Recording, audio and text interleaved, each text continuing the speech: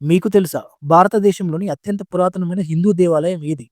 ఈ ఘనత కోసం చాలా ఆలయాలు పోటీ పడుతున్నా కూడా, ప్రపంచంలోనే అత్యంత పురాతనమైన ఫంక్షనల్ దేవాలయంగా ఒకటి నిలుస్తుంది. ఫంక్షనల్ దేవాలయం అంటే ఇప్పటికి కూడా రన్ అవుతున్న టెంపుల్‌గా. ఇది బీహార్‌లోని ముండేశ్వరి దేవి ఆలయం. 600 ఫీట్స్ ఎత్తైన కొండపై ఉన్న ఈ ఆలయాన్ని archaeological survey of India ASI 108వ ఇయర్‌కి చెందిందిగా నిర్ధారించింది. అంటే ఈ టెంపుల్ 1900 సంవత్సరాల కంటే పురాతనమైనది. దీని రూపకల్పన చాలా అరుదైనది.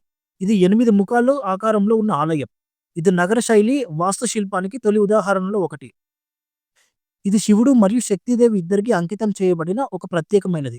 గర్భగుడిలో అరుదైన చతుర్ముఖ శివలింగం అంటే 4 ముఖాలు కలిగిన శివలింగం మరియు దుర్గాదేవి రూపమైన ముండేశ్వరి దేవి ప్రధాన విగ్రహం ఉన్నాయి.